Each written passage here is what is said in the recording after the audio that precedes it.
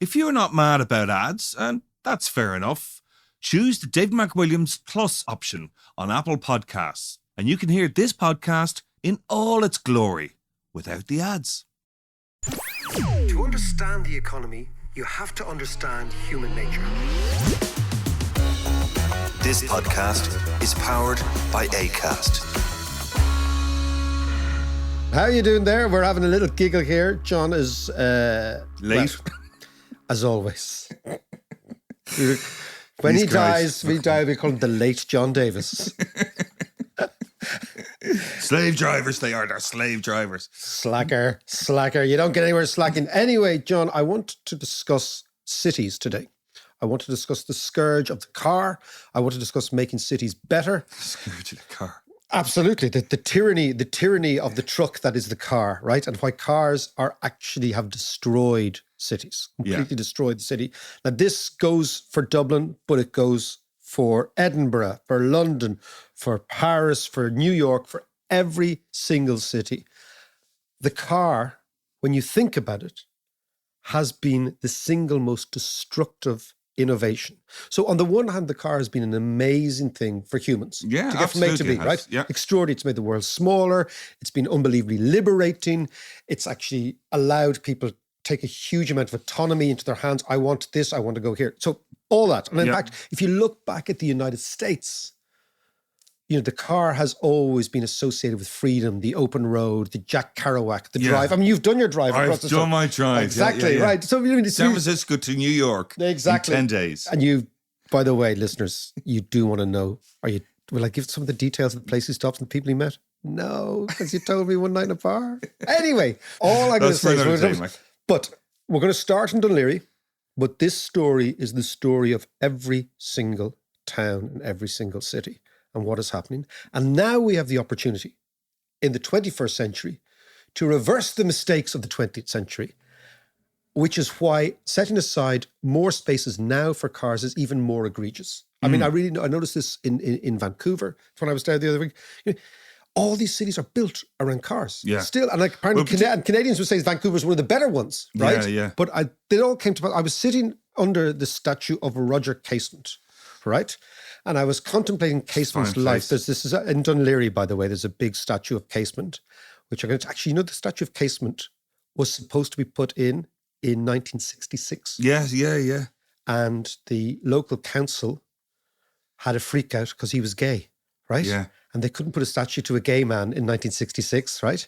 And then what they were going to do, this is even more interesting?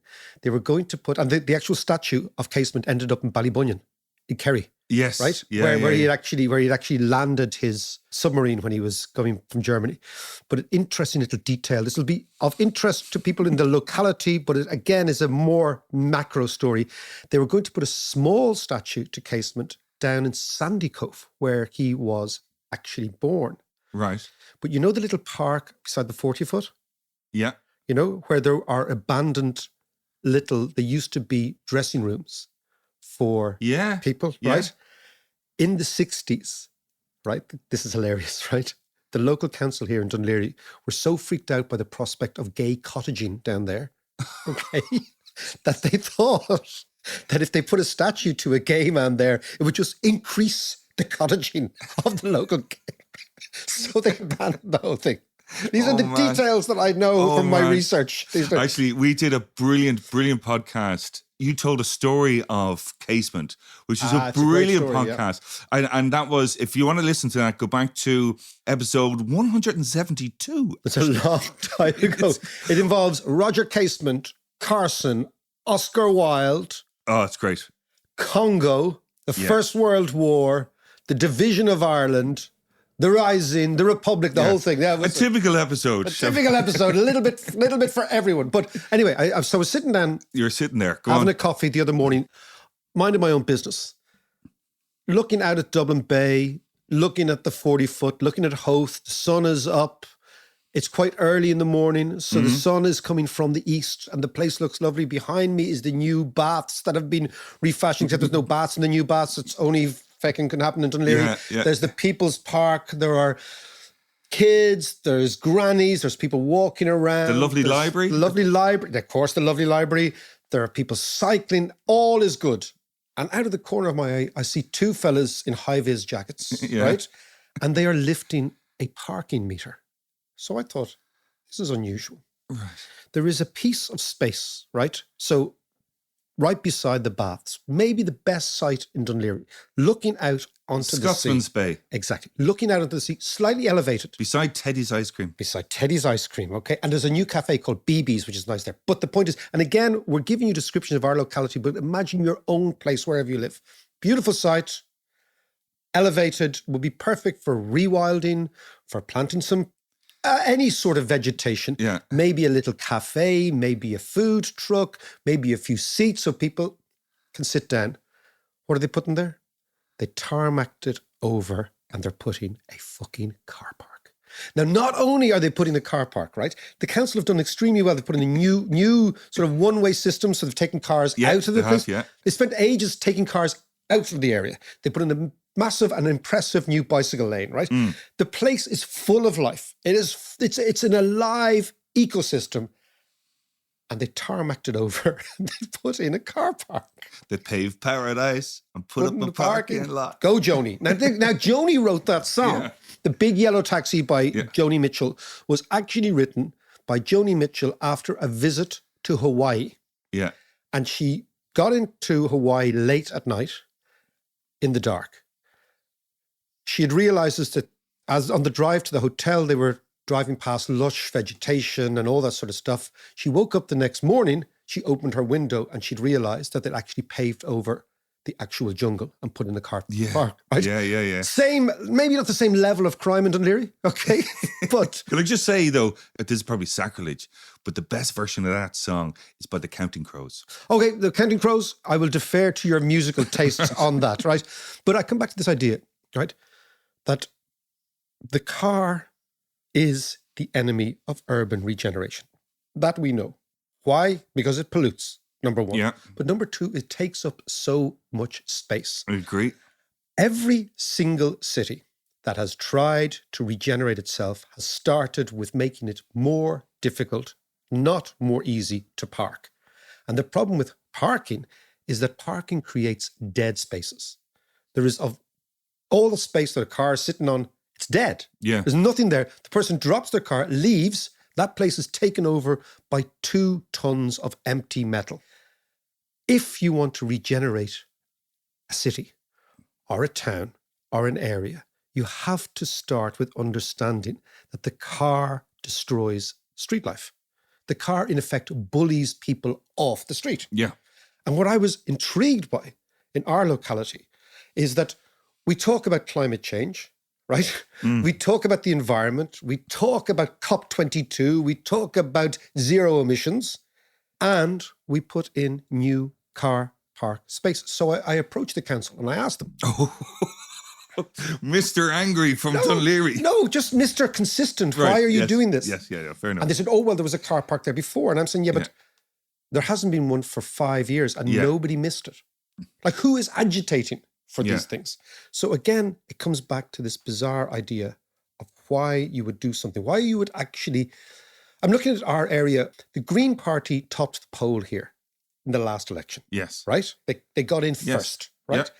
And yet the council, which is part of the government, is adopting an anti-green, anti-environmental, pro-car agenda. Now, that seems to me to be bizarre until you ask yourself why. And again, I'm talking about Dún Laoghaire here, but this could be anywhere. Why are car park spaces being created at a time when we know that less cars makes the city more vibrant or the town?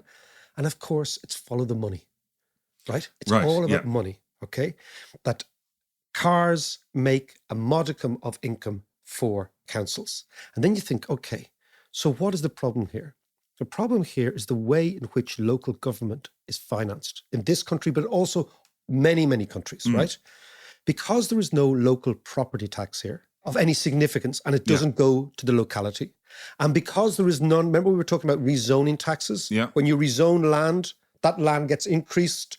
Here in Ireland, the private developer gets all the money. Whereas in most other countries, what you do is you share the upside. Yeah. And that's revenue for the council. which is how, for example, in Hong Kong, they built their metro using that model at all. So it's amazing. Here, what you have is the council exists on rates for businesses and retail, right? So they charge rates to business and retail because in Ireland, we abandoned rates for households in 1977 when Fianna Fáil decided to give away the country to get elected. Right. And we never went back. Right, yeah, Jack Lynch, that great tactician, right, gave away rates. So councils in this country are depending on rates for their income. Rates depend on main street tenancies, right? But the problem is our lifestyles have changed completely. So people are shopping online. Look at most streets in Ireland. Where there used to be banks, there's now nail bars, right? Yeah. Where there used to be big retail shops, there are now cafes, right? Where there used to be, for example, solicitors' offices, there are now hairdressers, right? If you look at all our main streets have changed completely. Why? Because things like banks have gone online, right? If you have an app and you can create an app for the service, it'll go online. Yeah. You can't create an app for haircuts, as far as I know, right? Okay. So good idea, Max. It's a very good idea, right? So what happens is on the main street of all our towns and cities, the type of tenant has changed from typically a wealthy organization like a bank or a building society or something like that to actually quite a fragile organization like a cafe or a hairdresser. Yeah. So what tends to happen then is rents fall.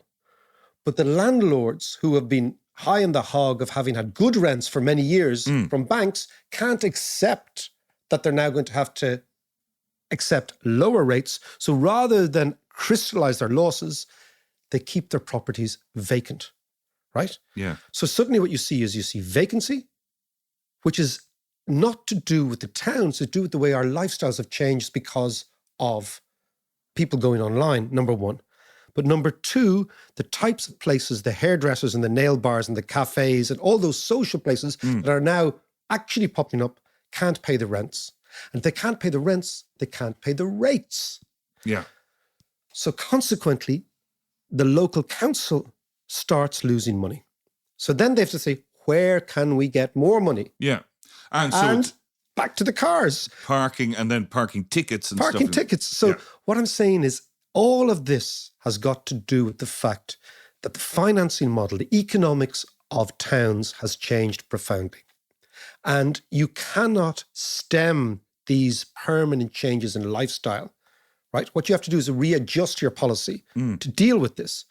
Secondly, what you won't do is compensate for the loss of rates by parking fines and parking meters unless you begin to pave over more parts of the public realm. And that's what they're doing. No, I get that. But can I just flip that around a little bit?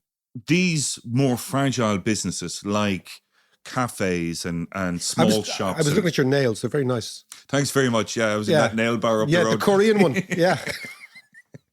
But these businesses need footfall and they need people brought into the towns. Are living in the towns. Okay, well, we'll get to that now in a second. Yeah. But at the moment, they need to bring people into the towns. Yeah. Public transport isn't what it should be But yet. it's as good here as it is anywhere in Ireland. Dunleary is by far and away the best linked public transport. Okay, but people do want to drive here and do their shopping. And then, you know, when they do their shopping, they've got a whole load of bags and they want to stick them in the car. And it's that old argument of, you know, convenience of having the car. So that's point number one. The other thing about it is having more cyclists in town. I just got my 90-year-old mother, into a wheelchair for the first time to get her out and about. This was a really big deal, getting her into the wheelchair. And don't tell me what happened to you. And I got her into the wheelchair and we're just about to go. And she was nearly flattened by a cyclist booting down the... But go on, I hear you. No, but I'm saying that there's a trade-off. There's a trade-off in all of this. There is the Carmel Davis approach to urban development, right? Which is to tar all cyclists with a brush of being potential murderers traveling around the whole shaking her fist. But you have to make plans for what the new reality is, right? The new reality is that cities have been destroyed by cars. And this very idea of convenience, which you talk about, right? Yeah. People have to get their head around the fact that that is destroying the very cars or the very towns that they should love, right? Yeah. And the reason it is because if you give all the space on, so imagine the economics of it, right? There are only a finite amount of roads. Yeah. There is only a finite amount of space. Space is therefore a valuable resource. If you set aside space for parked cars, what are you doing? You're giving away that valuable resource and you're wasting it. Yeah. Now, the long-term implication of this is you just have traffic everywhere. Yeah. Right? That's the first thing. The LA approach. Yeah, that won't work, right? If you look at all cities that are beginning to work properly, people have come back to live in them and they have what they call mixed use development. Yeah. So one of the greatest problems, it seems to me, in the 20th century was this idea that we would plan zones that were unique. So you'd have a residential zone, and then you'd have a retail zone, and then you'd have a commercial zone. So what you did was you actually parceled up the land and in effect required people to travel to work, to home, to play. Dublin, for example, has got loads of industrial estates spotted around on the outskirts. Yeah. And has got loads and loads of places that are zoned for commercial in the centre. Yeah. Now, of course, what that does is that sucks the life out of places. So what it does is it says, you will work in this area, but you can't live in this area. So how do you get there? Well, you need either to walk, or you need a bike, or you need a car. Car, let's do it because there's no cost. We're not penalizing them enough, right? So eventually what you get is people are required to travel between these three areas, and then transport becomes a problem. And then, of course, public transport is competing on the roads with what? Cars. The reason buses can't actually be dependable in any city is because they're stuck behind cars. Yeah. So the interests of the unique one-car owner supersede the interests of the 60 people on the bus. So you have an anti-democratic issue as well going on. But frankly, it's all about how do you price space on the road? And if you decide that there is a divine right to drive, and if you decide that that divine right to drive supersedes everything else, well, then of course you're going to get space. And if you decide that parking is a financial option and parking is a solution to a long-term structural change in the way in which we shop, the way in which we live, then you're going to set aside more space for dead space. Yeah. So it's this idea of the joined up thinking. You've got to think, okay, what are we trying to do here? Are we trying to hit these global climate emission targets? Are we trying to make the cities more livable?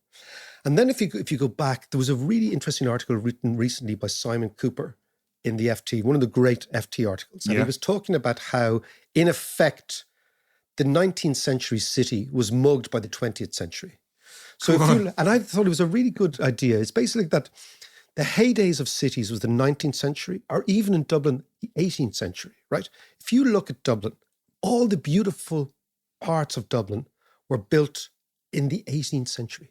Yeah. Right? Isn't that amazing, The right? beautiful squares of Stephen's Green and Marion Square. All that stuff. They were all built in the 18th century. So between about 1760 and about 1800. Then there was a thing called the Wide Streets Commission in the 19th century where they actually created wide streets like O'Connell Street, like all those streets, right? But these were civic planners, people who thought about the place. They all were built before the arrival of the car. Since the arrival of the car, nothing of any consequence has been built because the cities, we go back to this idea of Jane Jacobs, have become denuded of population. You know, for example, when you read, take our great Mr. Joyce, right? Yes. And when you read Ulysses, what actually comes across to me, there's many things come across to me, but it is the fictitious Dublin of 1904 is a walking, living, vibrant city where Bloom bumps into all sorts. He's at a funeral, he's in a pub, he's walking down the beach, he's getting the tram, he's talking to hookers, he's talking to priests, he's talking to coppers, he's talking to criminals, he's talking to provosts, he's talking to unionists, he's talking to everyone. And they all are living in this vibrant city where they're living above the shop, where there's an artisan little sort of a tannery. Not do you like tanneries, John? I know that your sense of smell yes, is indeed. upset. If anyone's ever been to Marrakesh, you know all about the smell of tanneries. Well, I tell you, if you're worried about the smell of tanneries, John, I'm going to advise you. There's a fantastic book by a guy called Patrick Suskind, and it's called Perfume, right? Right. What it does, John, it's an amazing thing. It is a celebration of the nose, right? Right. And the ability to smell, right? And this guy is a perfumer. But he begins his life in a tannery that his dad was basically hanging out, as you would do, hides of goats. Yeah. And it's the smell of that. It's an olfactory sensation. It's called Perfume. Great book by Patrick. But we digress. But if you go to Marrakesh, right? Yeah. And you go to Jam Al Fana, which is the name of the big square there, right? What you see is the whole world is living there. Yeah. It's actually one of the most fantastic little places. And at night, as the sun goes down and the Medina lights up and the mosques are doing the last call to prayers, and it's an amazing, but it's alive. It's alive, right? And the reason it's alive is because those old cities were built for living. And what happened to us in the 20th century, we came into Dublin, we said, oh, look at all these slums. Let's clear them all out. And we set up Crumlin and Drimnagh and all those neck of the woods, right? People moved out, place left empty, right? Yeah. And then therefore the people who live in the city are increasingly isolated, like in the north inner city. These are isolated communities, right? And they lose all the energy that is life.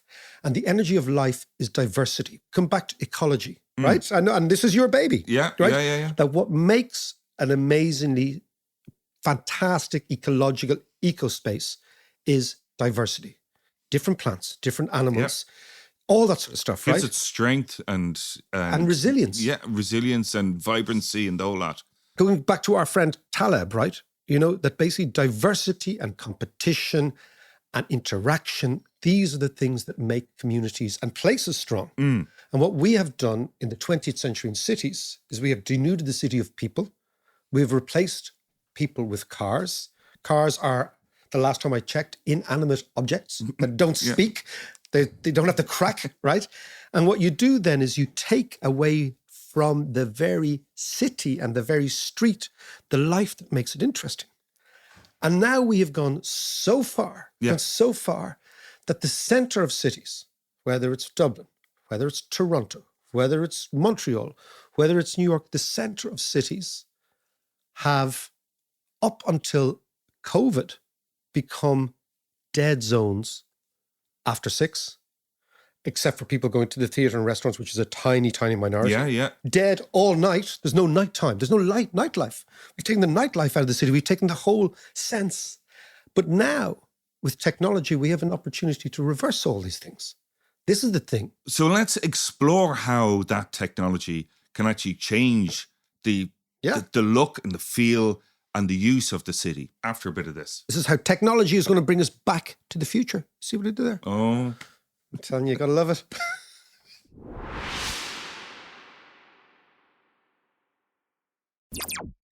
So, Mark, you were saying there that the 19th century and all those beautiful buildings and the cities of the 19th century, the likes of Paris and all those beautiful European cities, London was a vibrant city. Dublin was a vibrant city, albeit very poor, but it was all those beautiful buildings and people living in the centre. But that was mugged by the 20th century, yeah, by a combination of cars and concrete.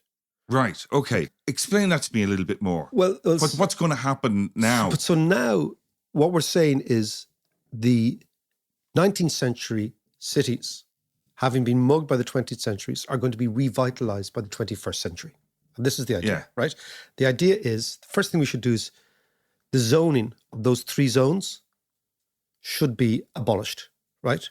So rather than say you can only do this here, and this there, right? You should say we're going to have, everything is going to have mixed use, every area. So what you're trying to get is people living 24/7. And now it's the 24 is the key idea. That you can basically, you don't have to leave your place of work to go to your place of your dormitory bed and then next day get up and go to the pub somewhere else. And this is the Jane Jacobs 15-minute city. This is the Jane Jacobs idea that basically, that as she called it the waltz of the street. Yeah. It's called Eyes on the Street. Her idea was that the street polices itself because you've got eyes on the street at every single time. Her idea was Greenwich Village in the 1920s, 1910s. Now, of course, there was huge sanitation problems, there was huge health problems, but they've all been fixed by science, right, at this stage. And then you look and you say, okay, well, how does this work? At the moment, after the pandemic, 30% of all Americans now work from home. Yeah. 30%, right? So increasingly this demarcation between the home and the office is going to become a thing of the past because of communications, because of Wi-Fi, because of Zoom, because people are saying, I don't have to go to the office, right? I remember years ago, like I've been working for myself, as you know, for years, but I remember even that bizarre idea of, getting up in one part of London, getting on the Vespa and going into another part of London. And not really talking to the people you worked with, even in the other part. It wasn't as if it was an essential part of your communication or you had to work together, right? Having meetings in these places. Now you can have meetings in cafes and parks and whatever you want to do, right? So the idea is that working from home profoundly changes the trends of the last century, because the trends of the last century have been commuting. So home was here and work was there. That's gone. Now you look at somewhere like Dublin, but also all these other cities, right? Commercial property here. Okay, commercial property is something that speaks to a world where employees were demanded that they came into an office, right? Once you actually get rid of that obligation, why do you have so many offices in the centre of town? But the logistics of converting a lot of that office space and all that commercial property into living space is enormous. It is enormous, but I mean, it's always the saying is the most environmentally friendly building is the building that already exists, right? Yeah. Okay. Yeah. So what do you do? And you're right. We're not builders. Architects and builders will tell you it's very, very difficult. So what you do is you use, again, the tax system to encourage people to do things. So you remember, lots of people complain about it and they're kind of right that in the late 80s, early 90s, and through the 90s, all of Dublin's quays were given tax breaks for regeneration. Yeah. And what went up there in many cases were really jerry-built apartments. But I remember working in the central bank, right, in the early 90s, and looking out, it was the tallest building in the city. Yeah. Looking out, and again, when you look at it now, it's tiny. It's tiny, but looking out the quays, right? Okay, as I contemplated equations and what have you, right? Yeah. Or what time the movies were on the Ambassador Cinema. It's like clock up at 4 in the afternoon. Can I go out to Mulligan's for a pint? Right? But, I think I remember years ago a German friend of mine saying to me when she first arrived in Ireland, my God, you must really hate the Brits. And I said, where's that coming from? She goes, because of what they did to your city. And I said, well, they actually built the city. And she goes, no, all the bombed out sites. She thought that the dereliction of Dublin was due to a vindictive British parting shot was to blow up the city. I said, no, we did that ourselves. She couldn't believe that the city was so derelict. Brilliant point. Yeah. She was like, I said, no, the Brits didn't do it. In fact, the Brits left the place. We did it ourselves, right? And it's interesting, actually, because we were just saying before we started recording, was that we were in town recently and how run down. It's looking very shabby. Yeah. And it will always be run down as long as people don't live there. Exactly. Right? Yeah. Because it will always be a spring clean in the morning, right? Then it gets filthy, and then a spring clean at night. Whereas the Jane Jacobs idea is that when you have eyes on the street, people look after their own place. Yeah. People look after their own shit. They do, as a general rule. It's pride and all the rest, Exactly, and it's human nature. It goes back to the sitting in the cave as hunter-gatherers. You look after your own place, right? It's an animalistic instinct. Yeah. So if you take the humans out, there's nobody to look after it. So again, go back to this idea, like Wi-Fi completely changes the obligation to work together in rooms, right? think about how people communicate. Tinder, that you and I are on Tinder now under different aliases. Exactly. Right. But if you think about it, like there is no reason to believe that we need to do anything like commuting. When you think about commuting, it was the most ridiculous notion. Of course, who benefited? Car companies. Yeah. Because car companies sold us the dream of the suburbs, right? We were brought up in suburbs. I quite like suburbs. I've always been a big defender of suburbs, but environmentally, they've been a catastrophe, right? Well, creatively, they've been brilliant. I think they have been. Yeah. You and me. Yeah, there you go. No, but I've also thought, this is another podcast. Yeah. This bullshit that you can only create either in urban, gritty garrets or out in the middle of nowhere looking for the real Ireland. Total bullshit. Bullshit. All creativity comes from suburbs. Yeah. I'm a big believer in that because why? Because creativity comes from people. Exactly. And people live in the suburbs, right? Yeah. But the suburbs was sold to us by car companies. It was the biggest scam ever foisted upon a willing bunch of human beings. Because car companies said, don't worry, we'll give you the transport. So suddenly you get roads, you get cars, you get traffic. Imagine you said to somebody in the 19th century, we're going to create these amazing machines and we're going to eliminate the concept of distance.